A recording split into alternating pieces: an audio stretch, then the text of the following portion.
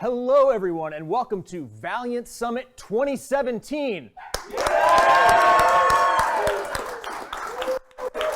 Yeah, love it.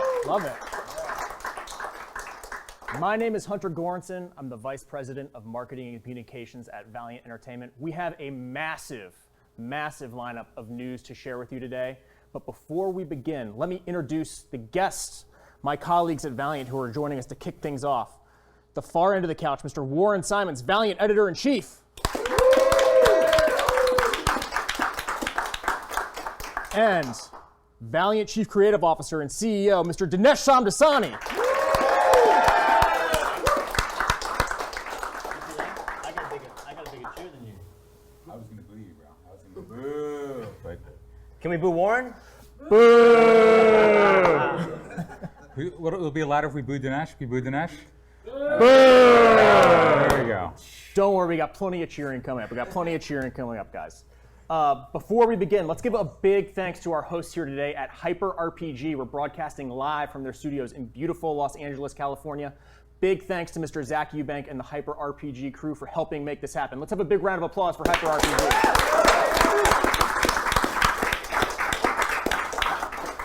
So, Dinesh, this is our third annual Valiant Summit. This has become something of a tradition for us. It's a big deal. We take what happens here today very, very seriously. We've been working diligently behind the scenes with our staff and creators to line up some pretty big, amazing news for today. What is Valiant Summit? Why is this such an important event for Valiant? Well, this is I'm very excited. Valiant Summit 2017 is an important one. Valiant Summit is where we talk directly to the audience, to the retailers, to the whole world globally, and we like to tell everyone what's coming up in the next year. We work very, very far out ahead, which is something most publishers do not do. And we like to get everyone as excited as they can be, as far out as we can get them excited. So this year we're going to be talking about 2017, all the books that we have coming out this year. We're going to be announcing a lot of stuff, teasing a lot of stuff, showing you a lot of great art. We've got some great creators here who are going to be talking to you guys about the books. Yep. That's what Valiant Summit is. So if there's one word that I think sums up what we're up to this year, it's icons. And we actually released a teaser a few weeks ago highlighting some of our most popular characters with a beautiful piece of art by Felipe Massafara. What is icons and how does this inform our approach to publishing in 2017 versus last year? Well, Icons is as much like Valiant Summit 2017, it is about the evolution of Valiant. We're a publisher that started in 2012. We were the best new publisher in the business that year, won Publisher of the Year from Diamond. We're a little train that keeps on chugging, that takes its shots at the big guys. And Icons is about that, exactly that. Last year, we expanded what Valiant was. We created a lot of new characters, Britannia, Savage. We did Divinity 2 and 3, made that a key figure in the Valiant universe. Elevated Faith, she's now one of the most popular characters in comics. And Valiant 2017 is about bringing back the big icons, X-O Manowar, Bloodshot, Ninjak, Faith, Shadow Man, all the big characters coming back. We're going to put all the toys back on the table, because we had to take a few of them off last year to build the new characters. So first and foremost among the Icons lineup is a little character we like to call X-O Manowar. We have any X-O Manowar fans in the house? So X-O had a big auspicious launch just a couple weeks ago. On March 22nd, we dropped a new #1 for the character, written by Matt Kindt, art by Tomas Giorello. An absolutely phenomenal book, got great reviews, sold out almost instantaneously. But there's also something very special about this. And that would be that as of today, X-O Manowar is officially the best-selling independent comic book of 2017. This issue has sold more than 90,000 copies. That differs a bit from what some folks have found out publicly. Can you tell us a little bit about what this kind of milestone represents for the company and how we came to 90,000? Sure. So Matt Kindt and Tomas Giorello, incredible creative team, covers by Luis LaRosa and Kenneth Rocafort, Miko Soyan, a bunch of great covers on this book. We've had a tremendous response. Thank you everyone who came out and supported this book, all the fans, all the retailers. We've heard tremendous sellout reports from the retailers, tremendous reorders as well. We also built a brand new program, the pre-order edition, which is an edition that fans had to pre-order the first arc, first 3 issues up front with issue 1. And they got 8 pages of new content in each of the issues, behind the scenes material. So what happened is the official number that was released on the monthly ranking system was 60,000. It did not include the pre-order edition, all the reorders, etc. And we've had such strong sell-through that the reorders came in very, very strong. and our official number now, to date, as of today, is over 90,000 Yep. copies. So the highest selling single issue from an independent publisher in 2017, which is Yes. some pretty good company to keep, and a big milestone for the company, I might add too. So Yeah. big congratulations to Matt and Tomas for making that happen. But we're rapidly coming up on X-O Manowar #2. It's going to be out on April 26th in comic shops everywhere. And joining us here at Valiant Summit, our first guest, Mr. Matt Kint. Let's welcome him to the stage. Everybody. How's it going? Welcome. Good to see you. Welcome, Tom. So, X-O Manowar, obviously one of the signature characters of the Valiant universe, leading off the Icons lineup for us. What made X-O the next character that you want to tackle? You've obviously played with Ninjak, Rai, the list goes on and on. Why X-O next? I think, well, since I got my hands on Ninjak, X-O was the only one left that I really was dying to get a hold of, But I've been a fan of him since the 90s, and I just think the concept of the character is really fun. But I think Rob was doing such a good job on the 50+ issues he did. I was like, well, okay, that's fine, and he did a great job. And I think initially I was a little bit intimidated by that run. I was like, I don't know, what do you do with a character after that? And then I guess the idea I came up with was to just take him off Earth, throw him on an alien planet, and see what happens. And sort of strip him back down to like his basic barbarian phase, and take the armor away and sort of just figure out what he is as a human being first, Sure. before sort of introducing the armor back into the equation. But I think that's what I like. I'm a big fan of barbarians. So just getting him back to barbarian mode was the thing that I was most excited about. But also just building a world, like going to an alien planet and sort of fleshing that out and making it real and doing something that wasn't just like him flying through space and land on a planet and do his mission and then come back home, but actually spend some time developing Planet Gorin. Sure. Great name. And I know, Love that isn't name. it? Like, I don't know where the ideas Where do come you- from, where but do you come up with them? But I really want, that was the other part of it that I was excited to do, was to sort of develop an alien planet that felt real, that felt lived in and had a history to it. So there's 3 different distinct races of beings that live on the planet. They all have their own histories and their own way of interacting. So getting to just have that existing when we meet Eric, it's been some time since Rob's run. Right. I don't think we put an exact date on it, but it's been a while. And so we see him, we don't really know what's happened on Earth or why he's here. We sort of just throw him on this planet and have him sort of deal with this alien culture. But I think seeing that character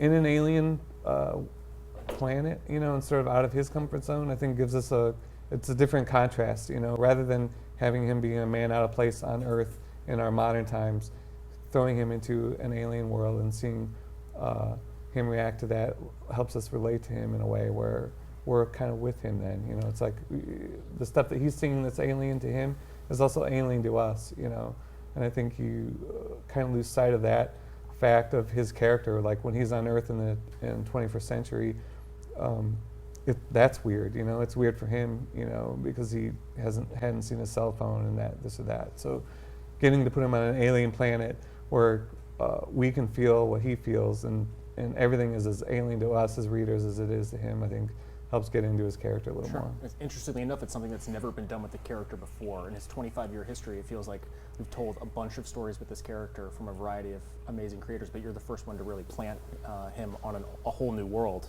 And similarly unique to that is the fact that you guys have built a massive plan for this character. It's not just one arc, it's not just 2 arcs.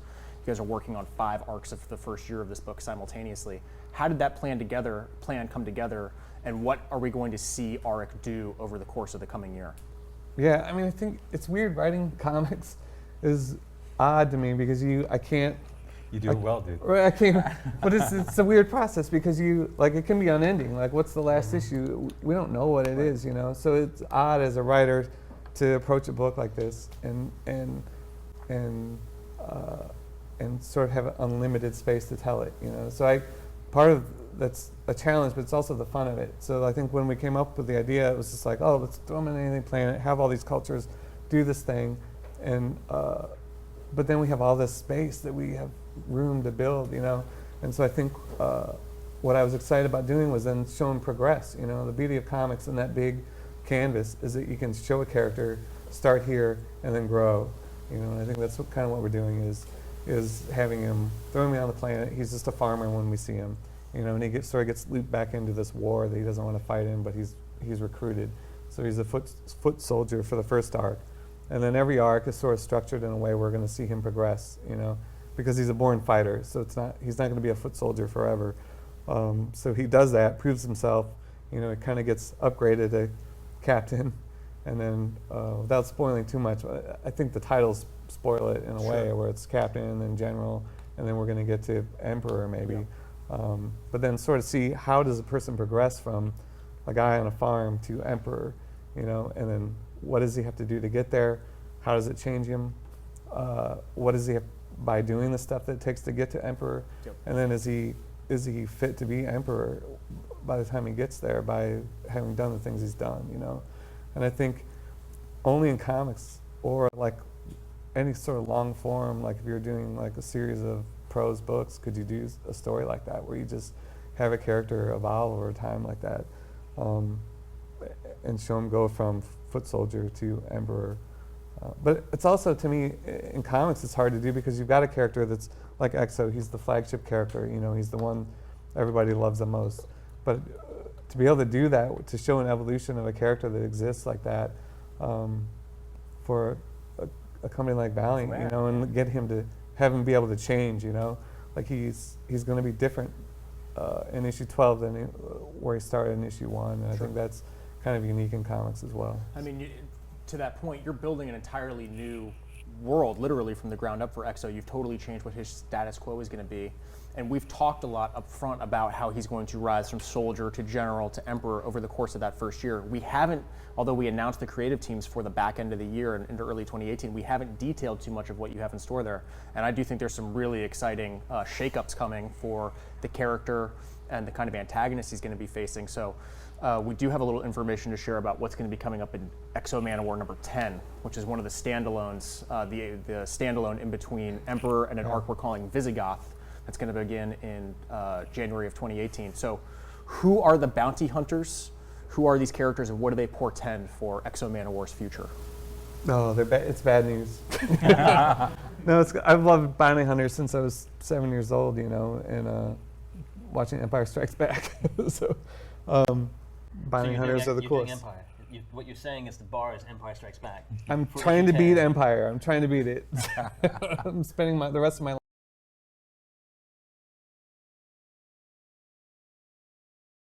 Like for Eric to get to Emperor, he's going to have to do some things that aren't super popular with some of the planet, you know. And I think it's up to the reader in a lot of ways to decide, you know, did he do the right thing, did he not? But I think these bounty hunters are after Eric because they think he did not do the right thing. And I'm super excited. I can't wait for you to see to inhabit these designs that Kenneth Rocafort has built, because these are some of the coolest looking bounty hunters I've ever seen.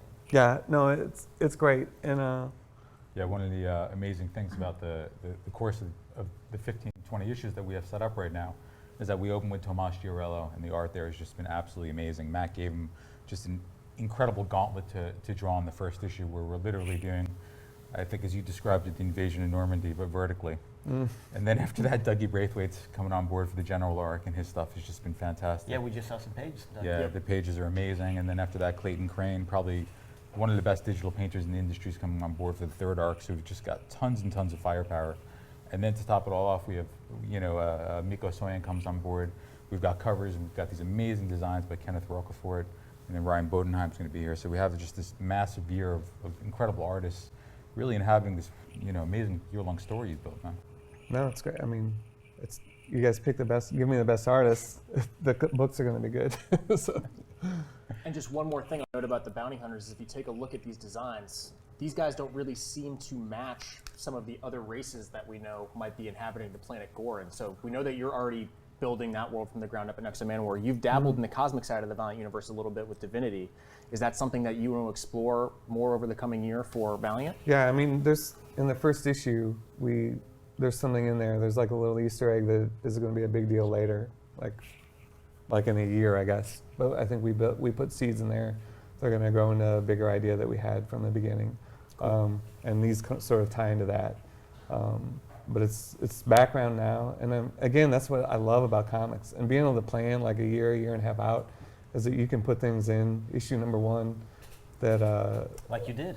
yeah, and then. And like 16 issues later, you can go back and look at it and be like, oh my God, that thing was in there. What was in there?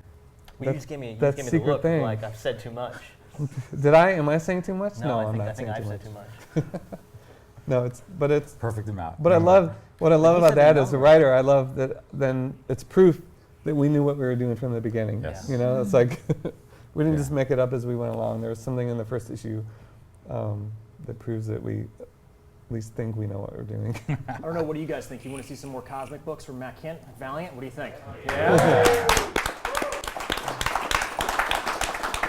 So all the way from an alien world back to ancient Rome, I think a great indication of the kind of stories that Valiant can tell is Britannia. And this book was a huge hit for us last year. We're coming back with a sequel in April. It's going to be out on April 26th, the same day as X-O Manowar number 2. For X-O Manowar Wednesday. For X-O Manowar Wednesday. For Britannia, We Who Are About to Die, number 1. Dinesh, I know this is one of your favorite titles that we've been publishing. You put a lot of passion into this. What is Britannia? Well, Warren, Peter Milligan, and Rip worked their butts off on this book. It's a beautiful book. I'm very, very fond of it because it represents the evolution of Valiant. Again, as we talked about, 2016 was new characters. Britannia is something that we never would have been able to do, or Valiant never would have been able to do, if we hadn't built up from 2012 to get to this place. It's the story of the world's first detective. A legionnaire in ancient Rome is given the codex by the Vestal Virgins, the most powerful woman in the ancient world, and it explains to this guy, Antonius, that people do things because of their psychology, because of what happened to them or the way that they think, as opposed to the gods and destiny and fate. And he becomes he's one half step ahead of everyone else in terms of the evolution of psychology, of thinking, and philosophy. So he becomes the world's first detective, and he is assigned to Britannia to figure out these pagan monsters that have been plaguing the Roman troops. And he doesn't believe in them, and he goes over there, and things get a little hairy, and he may have to call into question his current beliefs. And that was the first series, which was a huge hit for us Yes. last year. Went through 10 printings across the entire miniseries, which is a big achievement. Yes, And won a ton of awards, sold a ton, and so we're right back with Britannia, Those Who Are About to Die, and we put the same team back again on the book, and we've introduced a brand new character. She's an awesome gladiator, a female gladiator, and that scene that I keep talking about is my favorite scene. You should talk to them about it, where we introduce her. Oh, well, she's Peter and Juan have just put together this amazing tapestry where they've built up Rome. As Dinesh noted, there's one of my favorite scenes is Antonius is walking around, and he's just looking for clues, and everyone at this time thinks that the gods are, if you see a body, you don't look at it for exit wounds. We do that now. There are a million shows on TV where we look at stuff like that. Antonius does it, everyone else thinks they're desecrating a body. So it's just the psychology that he built up into this world is fascinating. And we meet this gladiatrix, and we discover her, and she's in the arena for the first time, and we just see what an absolute force of nature she is. 1 on 5. Yeah, she takes on a whole bunch of male gladiators for whatever reason, and we'll discover this in the story. Rome, the elite of Rome, are trying to kill her, and they're doing their best to do so.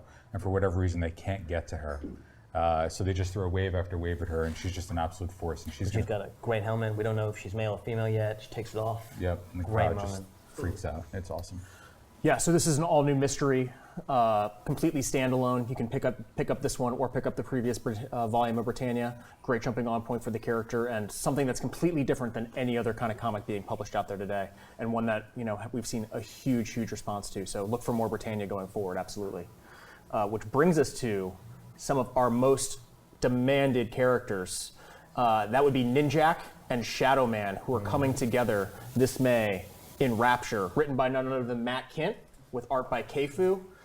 We've described this as Lord of the Rings for the Valiant universe. It's a standalone event that's going to feature Ninjak and Shadow Man, along with Tama the Geomancer and Punk Mambo, teaming up to go into the dead side for a quest to stop some pretty bad dudes who are trying to breach the lines between worlds.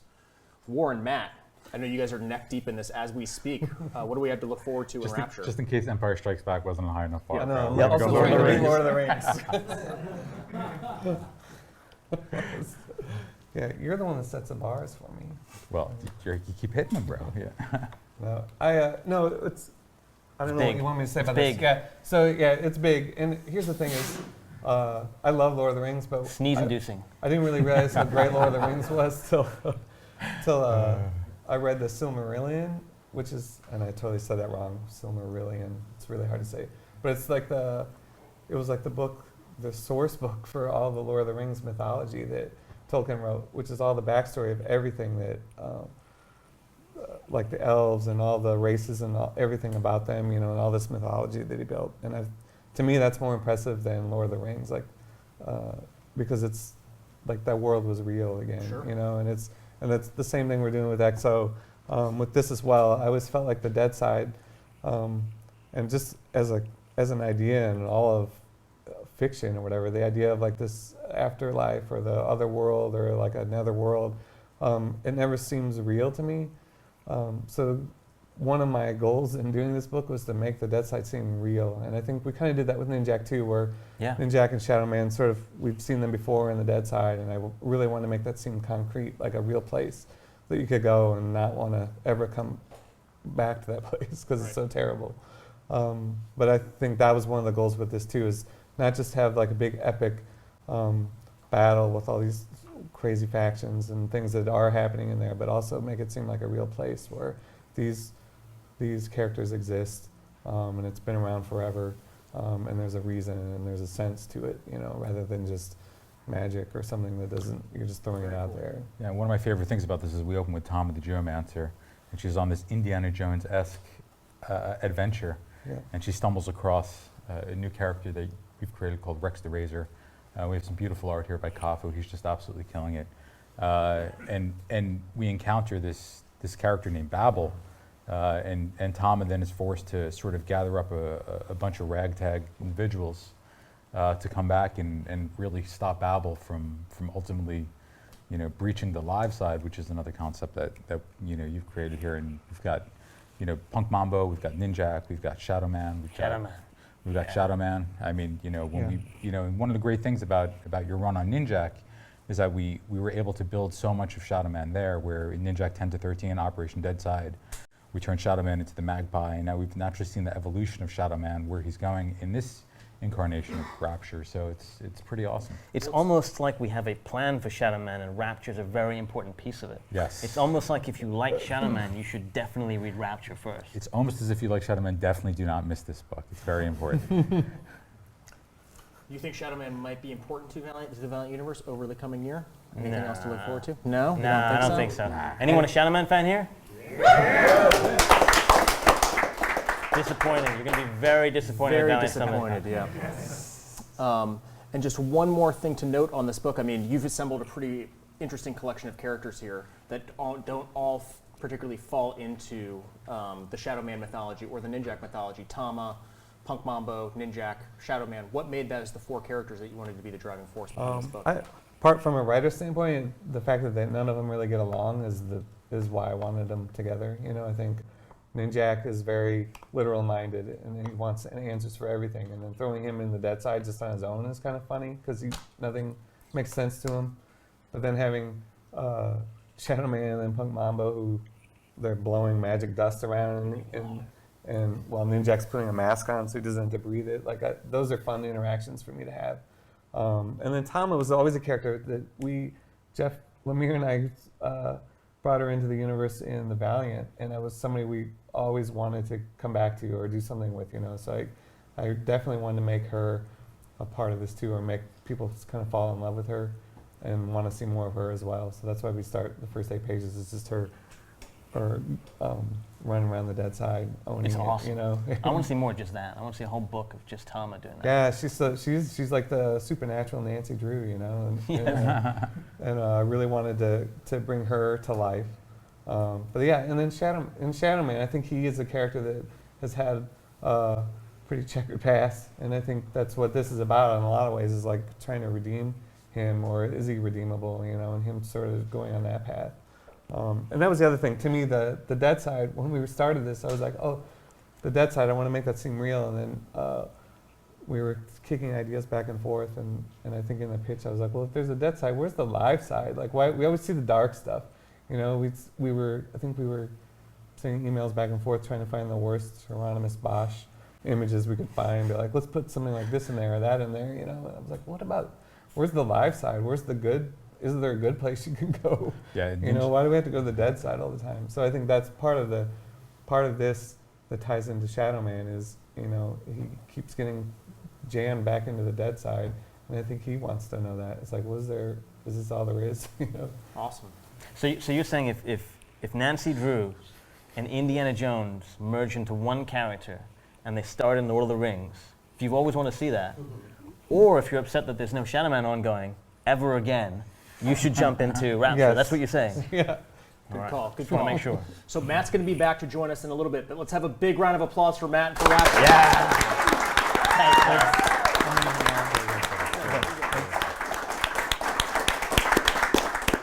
Which brings us to June. I think one title that we have been very excited about at Valiant is Secret Weapons.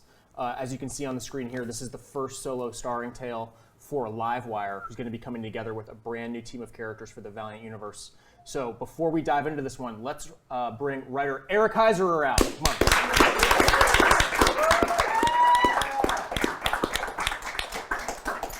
How you doing, Eric? How you doing, man? I'm cozy. This is comfy. I like these pillows. So Eric, you have it's not every day that an Oscar-nominated screenwriter steps into the world of comics to come create something new at a company like Valiant. You know, you wrote Arrival, you've been very successful in the feature film world. What made Livewire and by extension the team of Secret Weapons that you're creating, you know, what you wanted to be your next project? Well, honestly, where do you go after you get Oscar nominated? You go to Valiant. I mean, Yeah. choice. That's going on the front of the book now. It you know, is. this stemmed from the fact that I'd been working for the past year or so on the Harbinger and Bloodshot adaptations. And particularly with Harbinger, I kept coming up with ideas for Livewire. And quite often the people around me know what I've fallen in love with before I do. And I kept coming to Nash, well, what about we do this with her? And he's like, dude, it's the Harbinger film, you know, it's not the Livewire film. I'm like, yeah, but she should have her own book. And they're like, yes, are you pitching us something? I'm like, yes, I am. I'm pitching you something. Awesome. And that's how I found my way to Secret Weapons. So what is the setup of this book? Obviously, we begin with Livewire and Yeah. the ruins of the Harbinger Foundation to a certain extent, but it gets much bigger from there. So what's our way into this series? Well, this focuses on a group of kids that are basically rejects from Harbinger's program of like his surgical procedure to activate latents, you know, and make them psiots. We see how sometimes that goes horribly wrong, and the psiot or the people in the surgical room are killed from that experience. And then you see the egg breakers, you see the awesome, you know, psiots that go on to be part of Harada's team. But you don't see, since it's a lottery system, you don't see the ones that emerge from that. But then Harada deems them kind of mundane or useless or clumsy or whatnot, and it would take too much for him to train them. So he puts them in a facility that it's like the Island of Misfit Toys, but for psiots. And poor Amanda, like Livewire, didn't know about any of this until everything went sideways after the mass exodus of Harada, and she steps in to discover that now that this information is public, all these abandoned misfits are being hunted down and killed one by one. And it's doubly tragic for Amanda, who has such empathy for these kids and wants to find them and protect them. Very cool. And you've created, really, you call them the Island of Misfit Toys, but you've created characters that have very, very specific powers that may not be the kind of stuff that you're used to seeing in superhero comics. Certainly not that useful if you're trying to go out and punch a supervillain in the face. Right. You have Nikki, who can talk to birds, and then this gentleman here, Owen, who has perhaps what may be my favorite power. Oh, that's of the great. bunch. Yeah.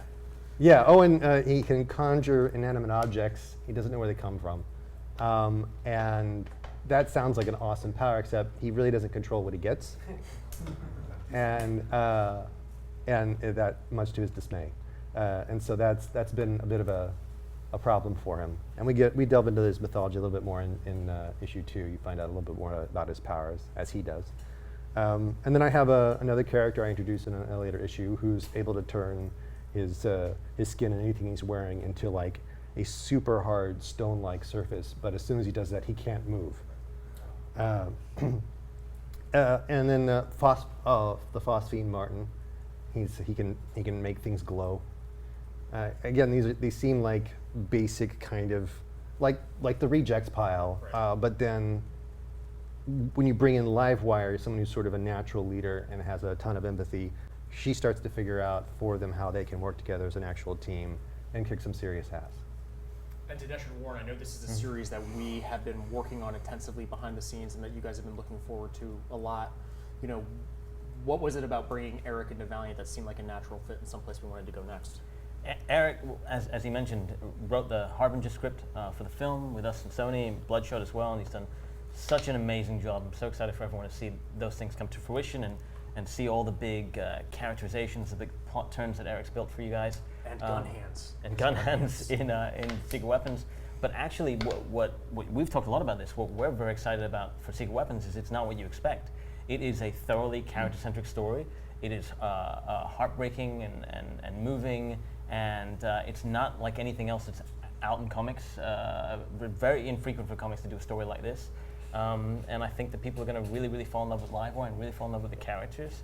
And despite all the big pyrotechnics, that's what I think people are going to respond to the most. And Eric is uniquely qualified to do that. Yeah, of everyone that's in comics. Yeah, one of my favorite characters is Nikki, who could talk to birds, which doesn't seem like an awesome power, but down the road we'll see that it is. And Owen, who's the Scythe, who Eric mentioned, can conjure everything. I think you guys are going to love him. If it wasn't for bad luck, Owen would have no luck at all. And you meet these guys, and you know, Eric did such a great job with the script. The characterization is so strong, you feel like you've known them for years, and that's really a rare thing in comics. As Dinesh mentioned, I don't think it's going to be what you're expecting. It's a really beautiful, character-driven story. I'm pretty excited for where we're headed. And that's why Raul is the perfect artist for this. I mean, Raul Allen, who did Wrath of the Eternal Warrior, has done a ton of covers for us. This guy's a superstar in the making. I think this book is going to put him on the map in a huge way. Yeah, I don't always do this, but whenever pages come in, I'll text Eric and I'll be like, check your email. Or I'll just send Eric an email with the pages and he'll write back and I'll be like, dude. That's his back and forth. Dude. Yeah. That page right there on the right is a great illustration of, you know, Raul's talent for storytelling, which is a transition from day to night in a way that you don't usually see done in the comic book medium. Is, you know, guy's absolutely next level in what he's doing on this book. Yeah, Raul and Patricia Martin, who's Raul's collaborator, they're both doing this, and I think Eric and I probably spent 5 minutes walking through that particular page last week. We were just, why did he light those windows? You know, just back and forth over them. It's awesome stuff. And so we talked a little bit in the opening about how in 2016 Faith was really a character that broke out in the Valiant universe in 2016, and I think that we had, you know, do you think that Livewire is possibly positioned to be doing the same thing over the coming year in Secret Weapons? What do you think? Totally, absolutely. Yeah. Livewire has been it's one of the most complicated characters in all of comics, not just Valiant. It's been one of all of our favorite characters inside Valiant, which is exactly what we felt about Faith, and we had no idea Faith was going to explode. And so I think all the right ingredients are there for that to happen. Key member of the Harbinger Foundation, brought as lieutenant. No character in comics like her. Leader of Unity. Yep. Gun hands. Gun hands. Gun hands. Finally gun hands, guys. Gun hands.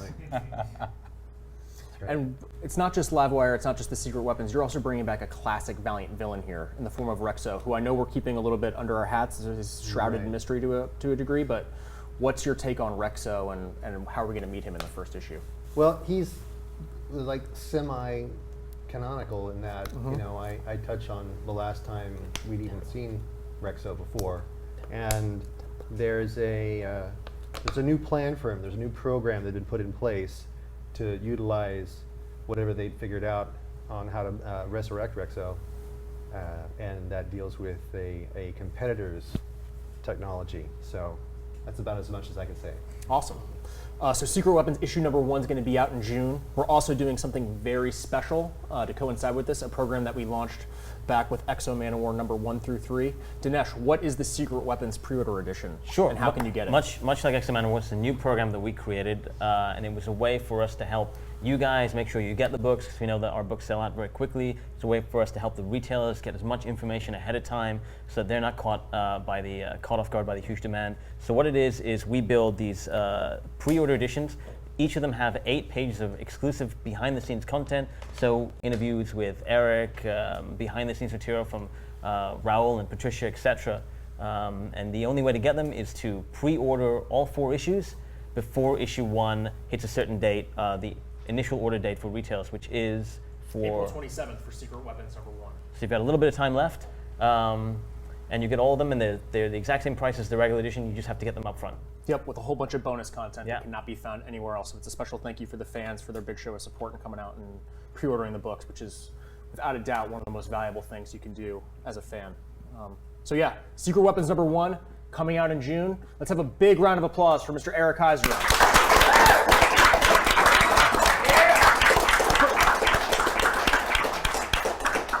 So from Livewire to one of the other leading ladies of the Valiant universe, none other than Faith. Do we have any Faith fans in the house?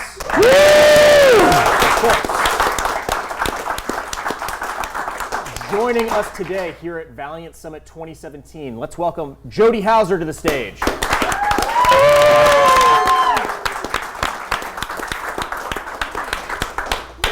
So 2016 was a huge year for Faith. You did a ton of exciting work with the character. We went from a limited series that defied everyone's expectations, I think, to an ongoing series. It was one of the biggest debuts of Valiant for the year. Tons of great reviews, tons of press for the character.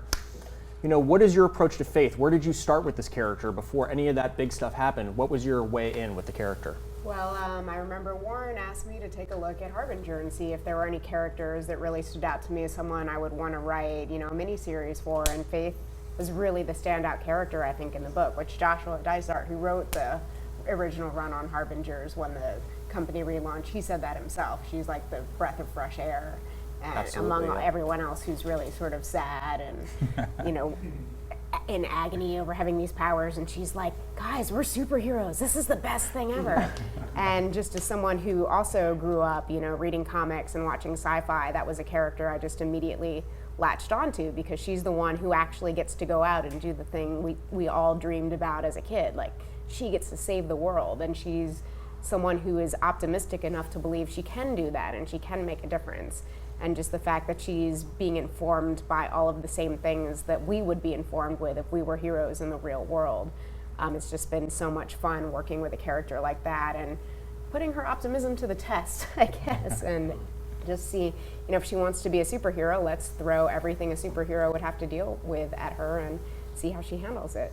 And you've done that to a great degree in the pages of Faith's solo book. You've created a whole new status quo for the character outside of the pages of Harbinger. She lives right here in Los Angeles. She's a reporter by day, superhero by night. She's starting to get her own rogues gallery.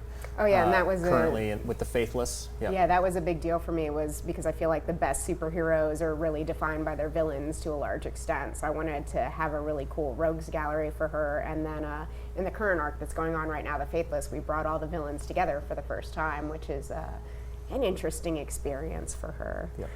So all of your work with Faith over the past year is really coming to a head in the pages of her solo title, building up to issue 12. But where we go after there is going to be someplace, I think, even bigger than anything that's been done with the character before, for a project that we're calling Faith and the Future Force. Yeah, so a big round of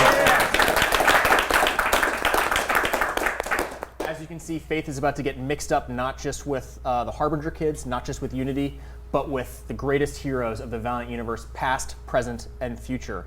Guys, Jody's going to be working with Stephen Segovia, Barry Kitson on this book. What is Faith in the Future Force? Why was Faith the right character to lead a big summer event for Valiant?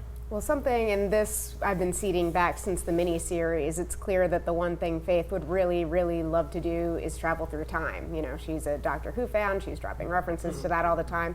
So now she actually gets to do that, but not for a fun jaunt through history. It's essentially to keep time from unraveling. Are you saying that Neela Timewalker is back? Neela Timewalker is, you changed the picture, but she was right there in the corner, right yes. there. Yep. She plays a, Yes. How do we get to the Future Force? Obviously, we need Neela Timewalker to make that happen.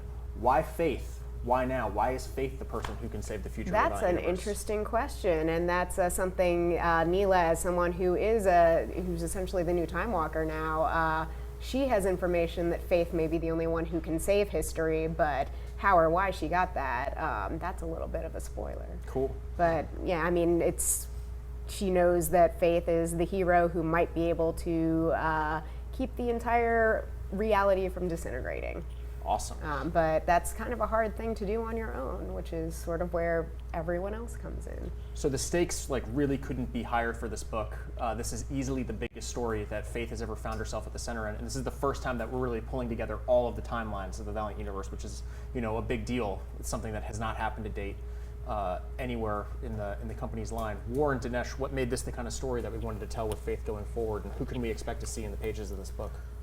Well, I don't know how spoilery we want to get, but Just a touch. the narrative structure that Jody came up with is pretty awesome, and it helps explain why we have sort of multiple artists coming on board. But as we progress through the story, Faith is going to see that she needs more and more firepower to help take out this malevolent AI that Jody's built, and it spans all different timelines. It spans the future. It spans the past. When you've got a time walker, you can get all the firepower. Everything. Very few limitations. So, you know, Jody's put together a pretty awesome story here. And that's just a touch spoilery, bro. Yeah, so it's sort of, I could say, if at first you don't succeed, try again.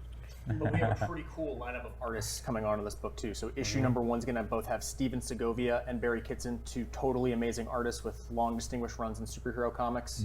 Are we going to see more of that going forward? How does the artistic duties on this book going to work? Yeah, it's a very precise split. You know, Jody's built a narrative that we have very specific reasons for why different artists are going to be here. We've got Steven Segovia joining us for the first issue. Steven's a fantastic artist. He just did a beautiful job for us on Matt's Ninjak. And then we have Barry Kitson, who's one of the great illustrators, just a fantastic talent. He's done some amazing work for us on Harbinger before. He'll be coming in for part of issue 1 and issue 2. And we have Clayton Henry coming up behind the scenes after that. And we've got a couple of other people that we're eyeballing for. Yeah, rest assured, we're being very coy here, but rest assured, this is a book that we've put a lot of time and effort into. There's a huge cast here. Warren and I were talking about how we thought, Jody, that this is the best thing you've ever written, frankly. well, thank you. The first issue. And so there'll be more details coming up, but for right now, rest assured, there's going to be a big story. You're going to have a lot of fun with it, and there's a ton of great artists on this book. It really is. I mean, when we say it's an event, this really is an event in the truest sense of the word. This is bringing together all of the biggest guns of the Valiant universe. I was comparing this to, you know, like our Infinity Gauntlet or something. This is where all the characters get together for a big universe-ending battle royale. Like we've never seen before. And the thing that I love so much about it is when we get there, ultimately, you'll see is that Jody's put her own spin on it. So it's not just another punch-up where we're going to take something out and defeat it, and then we're victorious when we head home. The way that we're going to close this thing out is a truly Valiant thing, and it's very, very much to your sensibilities. Yeah, It's but wonderful. there's also a lot of punching. Tons of punching. Cool. Tons of punching. And I also just really love the design. Who did the design for the I think that villain was AI? Clayton Clayton Henry. Henry. Yes, Yeah. I love how it doesn't actually look that threatening, but yes, but yes, all of reality is at stake from that thing with a little grumpy face. As it should be. As it should be. What do you guys think? You guys pumped for Faith in the Future Force?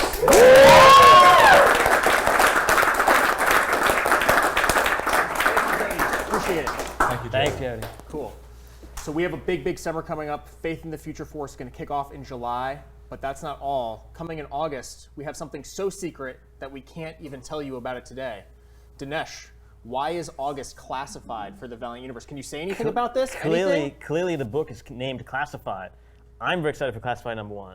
No, we cannot say anything. This is, we're going to tell you a lot about what's coming in 2017. We got to keep a little bit still close to the vest. Classified, you're going to have to wait and see what we got coming up. I don't know. Is it a fan favorite character? Is it a giant icon for the Valiant universe? What could it be? Warren? It's pretty exciting. It's pretty remarkable, but it's classified. So we're going to need to get back to it. Good deal.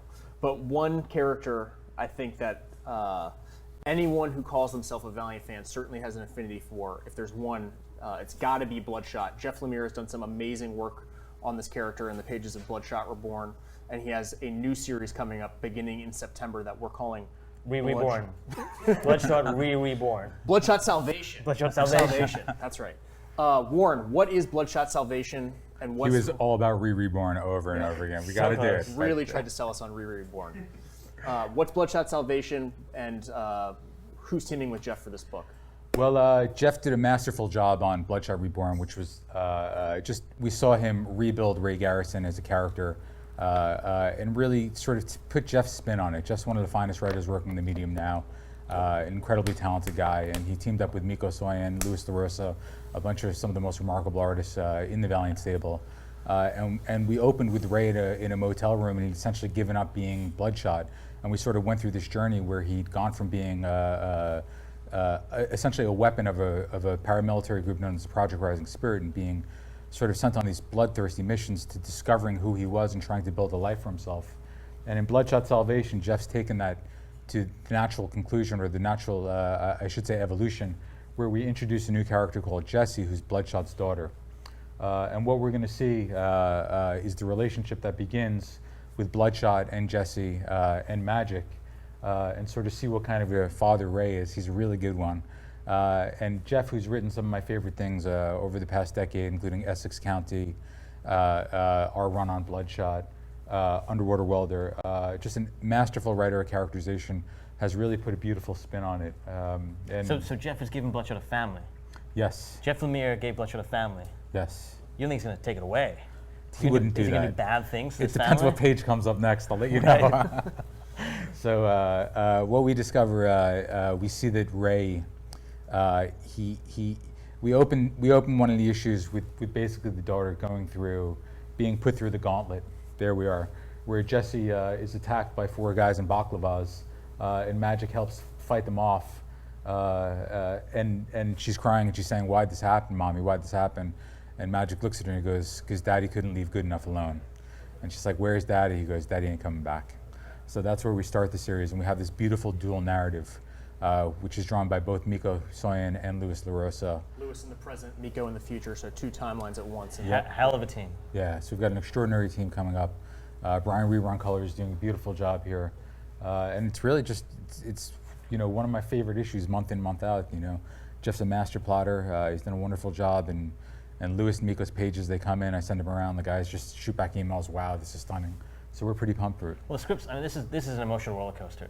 So Bloodshot has got a family, then he's not there, you're not sure why. He's got to go somewhere, or he's done something that's caused his family harm. We see Jessie when she's a young girl and she's vicious. I mean, it's a roller coaster. And these guys on the art, it's going to be a monster book. Yeah, and one of the things that Jeff's done really well is he's building up the villains in this particular arc. In the last run, we had a lot of villains, and it dealt a lot with the psychology of Bloodshot and what he's gone through. But in this particular arc, In the last one, Bloodshot was his own worst villain. yes, he was his own versus villain. I was talking with Jeff about this, and he's like, "Yeah, we needed some villains to get in here." So he's built together an incredible roster of villains for us, and that's Rampage there on the right. So we're pretty pumped, as drawn by Miko Soyen. So we're pretty pumped up about what's coming up. Big classic villain, much demanded, back now in the fray, worth the wait. His first appearance is he's very mean. Not a nice guy. Well, it's not just Rampage, but also out of the Scarred ashes Man. of Project Rising Spirit, we're going to get Omen and the Scarred Man. What kind right. of impact are they going to have on the universe at large? Well, as we saw out of Bloodshot USA, Project Rising Spirit, when they tried to turn New York into a Bloodshot-invested zombie death pool, it did not work out that well for them. And that's where Jeff picked up in Bloodshot #0, which is out now, where he really sees what the fallout of that was. And we introduced a new character called the Scarred Man. And we discover that he's basically going to be heading up Omen and kind of taking the kid gloves off, as it were, to really ratchet things up, which will have a huge impact on our universe this year. And I think one of the things worth mentioning here, and I'd love for you guys to jump in too, is, much in the same way that Jeff worked super far ahead and built a huge plan for Bloodshot Reborn that spanned, 2+ years, and in the way that Matt just built a year and counting of X-O Manowar, we're doing the same thing again here on Bloodshot Reborn. This is going to be another massive launch for Valiant coming up later this year. Can we tease anything about what totally. Jeff has planned? Because he too is building a huge runway that he's taking this character down. What I'm most excited about with Salvation is the fact that Jeff has built already this 2-year story with Bloodshot, and it's such an amazing story, and people want to jump into it. This is a great place to jump in. This is a brand new starting place, and he's already got a year in the works all at once. We've got tons of scripts in already. Art's being worked on for a number of books. We can't tease, and you know very well why we can't tease, but there'll be more details coming up soon, unless you want to tease, Warren, and incur the wrath of Hunter. Well, one of my favorite things about Jeff is that you'll talk to him on a Friday, and he's spending a couple days over the weekend, thinking about stuff to do, and then you'll talk to him on a Monday, and he's got a 15-issue plan of exactly what's going to happen with Bloodshot, where he's going to go, what Arc 2 is, what Arc 3 is, And it's genius. And it's flawless. It's just fantastic. So he's one of the most accomplished and talented plotters I've ever seen. and he really captures that here. And all these, what's that in that middle panel? What is that on the third panel? That's a good tease. That's a good tease. So that'll be a key story coming up. We've got it in the first panel as well, second panel. So Jeff, he's doing a great job here. He's really excited about So it. these are pages from the Valiant X-O Manowar Free Comic Book Day special, which is going to be coming out in the first week of May, available at every comic shop in the country participating in Free Comic Book Day. This really is a roadmap to where Bloodshot Salvation is going to be going over the coming year. Yep. There's nothing in this story that is an accident. Jeff has really built a treasure map to where he's going to be going with the character. And by extension, we could say the same thing about the rest of the book as well. This is the X-O Manowar FCBD special, which features glimpses of pretty much everything we're telling you here today at Valiant Summit, is pretty much maybe the best jumping on point that we have for the company all year. What else is in this book, guys, that we should give a shout out to? Well, there's a brand new X-O Manowar story that sets the ground for the X-O Manowar book that's just launched last month. There's a brand new Bloodshot story that, just like Jeff did 2 years ago in Free Comic Day, he built a brand new story that laid the seeds for a bunch of stories that will come. And so you can go in there and try and figure out what he's got coming up. And this is brand new and free. Yep. In May. And plus an advanced look at an extended portion of Secret Weapons #1, a couple months before it Our hits usual teasers and a big, awesome Valiant Universe image. Yeah. Lots of teasers. Lots of teasers. This is a big one. This will be a big book for us. Cool. Now we get into another very exciting project that we have coming up. So if you've been following Valiant at all over the past couple of years, you know that there's perhaps no bigger new character in the Valiant universe than Divinity. This is a series that really took on a life of its own. The story of a lost Russian cosmonaut returned to Earth with godlike powers, created by Matt Kindt and Trevor Hairsine, something that I know we're all exceptionally proud of and very excited about. What is the significance of Divinity in the Valiant universe, guys? What do you think? Divinity's a godlike character. He's more powerful than anyone else in the universe. He is uniquely qualified to be able to jump into stories that are on a cosmic scale. And Matt's a genius. He's built him to have the mind of a man. And so he's a reluctant, godlike character. He's also communist. He's from the 60s. He's this very, very unique character. And I think that's partly why he's been so successful. This book went to 11 printings. Yep. Second, Divinity 2 went to 5 or 6 printings as well. Yep. Stalin vs. Divinity 3, big salad as well is going on right now. We've got a few more plans. So Stalinverse just ended. So why don't we bring Matt Kindt back out to find out Yes. what's coming up next? Come on, Matt.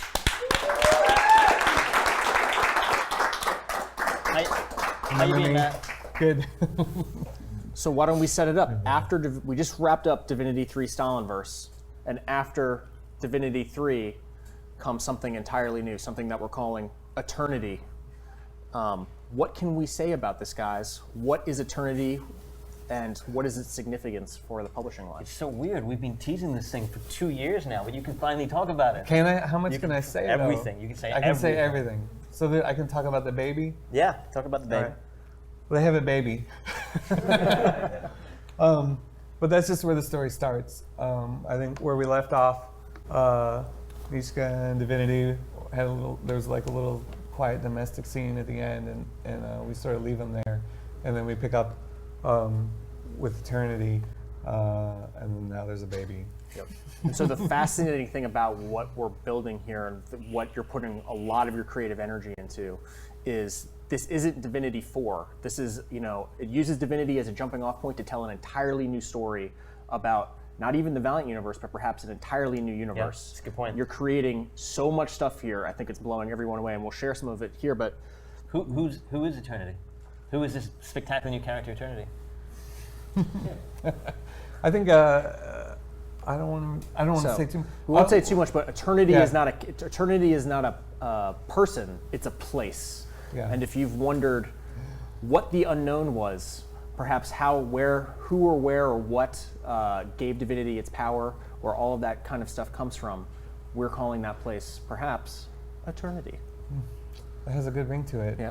Does. Yeah, I mean, I think if anything, we're going more cosmic than we did in the first 3 stories. We're just blowing it out, and you guys sort of gave me free reign to come up with something insane, which is like basically a pocket universe, which is what the unknown is. Which I think for the first 3 arcs, and we don't really know. It's called the Unknown for a reason, because we don't know. The thing that gave Divinity and the other cosmonauts its powers. Yeah, And one of my favorite things about the story is that we, in the first issue of Divinity, we open into 1960s, and while America's targeting the moon, the Soviet Union is targeting the edge of the galaxy. And what we discover is that they get there. And the cosmonauts encounter something which imbues them with this extraordinary power. We've kind of been teasing it for 3 issues and they're really explaining what it was or how they got there. But with this particular issue, with this particular series, Matt and I were talking, we're both huge fans of Jack Kirby, the King. Yeah. And we always send pages back and forth to each other. We're not trying to beat Kirby. No, we are not trying to beat. Because There is no beating Kirby. Kirby. There's That's right. very clear. There's no beating Kirby. But Matt, a couple years ago, where was it at C2E2? I think you showed me that page that you bought of Kirby. It was like a turnaround, and we send Kirby pages back and forth to each other all the time. So we love this. We love Jack Kirby. He's the king. We're incredibly inspired by his work, and we're talking about just blowing things out into like kind of a crazy way. And this is one of those characters that's uniquely qualified to do this, I think. Yeah, I mean, it's hard to not have Kirby as a touchstone if you were a kid growing up reading comics, and he definitely was. So bringing that, trying to figure out how to get that into a Valiant universe, which is science-based, to me was what made it fun and different. It's like, okay, Kirby's done what Kirby did, but how can we do something that captures kind of that vibe, but we do it in a way that makes sense in the Valiant universe. And there is like a science explanation for everything that is going on in here. Like I did a ton of research on how a pocket universe works. Apparently that's a real thing that can be. And so I read a lot about it. I put it in the pitch I sent you guys. It's in the very bottom. I'm like, if you're curious, here's a bunch of stuff you can read. Oh my God, I spent so many hours trying to understand what the hell you were talking about. I did too. I was trying to read string theory.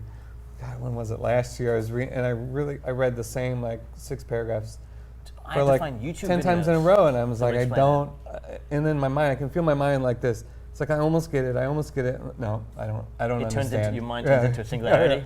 Yes, that's string theory. But so that was where I started. I was like, okay, how do we get to something cosmic and crazy, but we do it starting in the Valiant universe, which is our world, but like 10%. Is that what was it? Like tilted 10%. Yeah. So it's like, how do we get there? One of the great things about our universe is that we don't have gods descending from the skies or Deus Ex Machina all over the place. It's a very science-based universe where it's essentially our world if it was tilted 10% in a different direction. So it's kind of fascinating. The challenge to build that with those kind of with that structure. Yeah. So, but what you're doing here is not a small undertaking, as you guys can see from some of the artwork we're showing on the screen here. It's not a small cast. Your guys are building perhaps dozens of new characters that are going to inhabit this world is a whole new pantheon for the Valiant universe in a way that's never existed before. Characters that perhaps even outrank Divinity in their power scale and what they're capable of doing. How does that inform the kind of story you're trying to tell? I mean, is Divinity the waypoint through that we're going to meet this entire new world of characters? Yeah, he is. I mean, without spoiling too much, they have a kid, and the kid disappears. So Divinity basically looks around with his cosmic powers and can't find their kid, and he's like, "What the heck?" And so then we follow him as he goes back to the unknown, enters this world, and then encounters all these crazy characters. Which I think in the pitch there's 25 named characters, and then there's a whole world, and then I've sort of sketched out how the universe works and how it's structured, and the roles that everybody plays. Again, to me it's like world building, like kind of like we did in X-O, but this is like sort of Universe a cosmic building. sort of pocket universe, which is fun. I guess that's the thing I like to do, is come up with like a world and society and a way for people to work in these weird environments.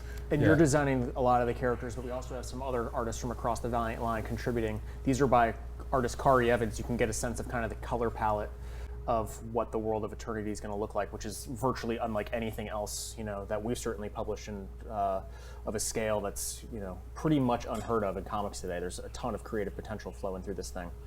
Dinesh Warren, are you particularly excited about one aspect of this book? This is the most ambitious thing anyone's talking about in comics right now. We're literally talking about creating an entire new universe with an entirely new tone and dozens and dozens and dozens of characters.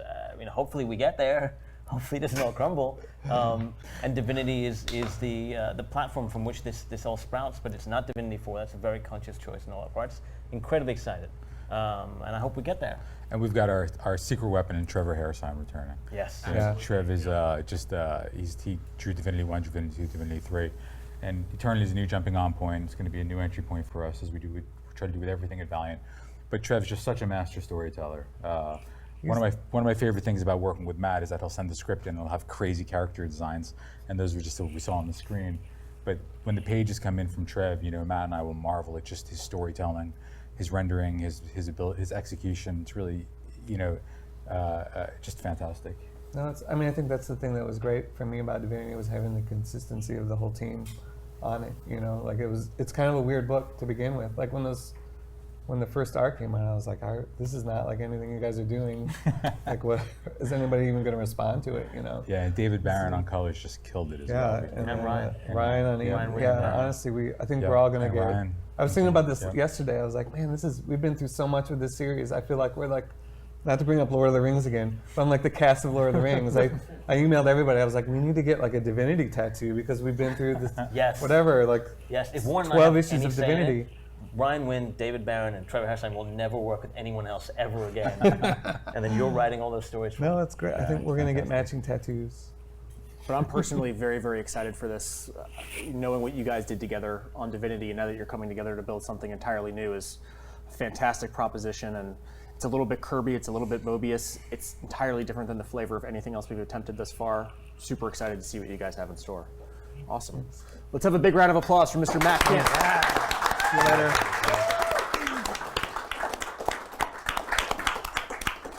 Which brings us to Colin King, MI6's most dreaded intelligence agent. We have any Ninjak fans in the house? Yeah.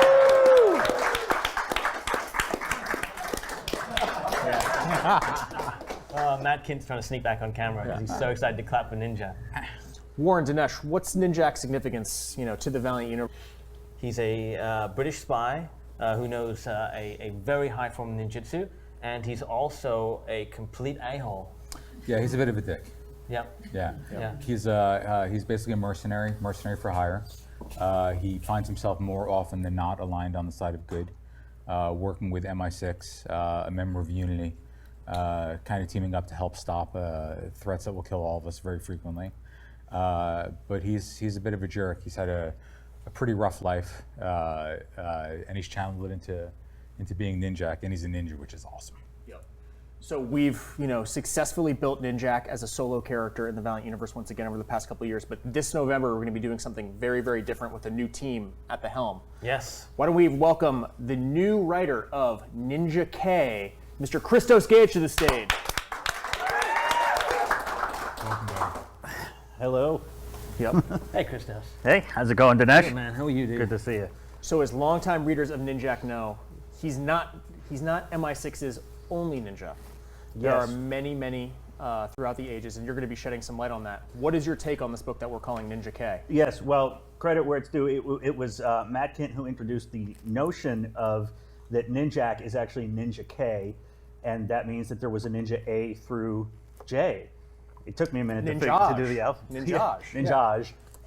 And we're going to be, how is it that a practitioner of a Japanese art of espionage came to be MI6's, a British intelligence agency's top agent, and what's the history? We're going back as far, so that's how far back we go as we find out about Ninja A, Ninja B, who was the first British ninja, and then going on into throughout the years into the 60s, the more James Bond style ones, 70s, what if Foxy Brown was a ninja, is sort of my take on that one, and up to the present day. But what's happening in the new storyline is someone is killing people associated with the ninja program from the past, and Ninjak has to investigate because he's probably on the list.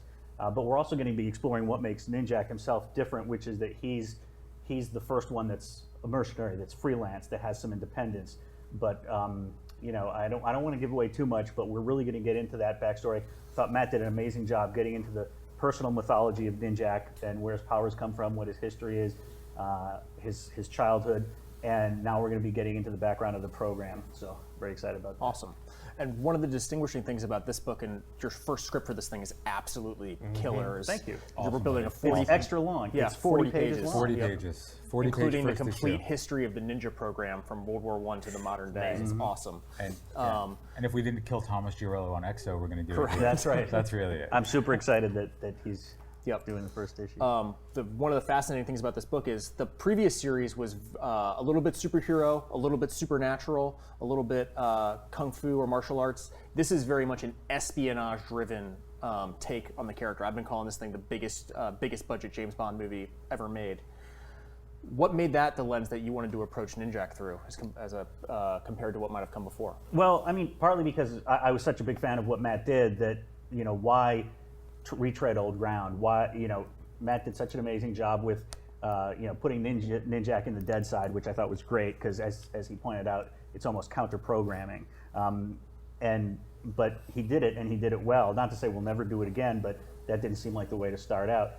He also got really into Ninjak's personal mythology. So the feeling was, let's root this. Let's lean into the whole super spy thing and make this, as you said, the biggest budget James Bond movie ever. Much like the James Bond films. If you haven't been reading Ninjak, you can pick up this issue.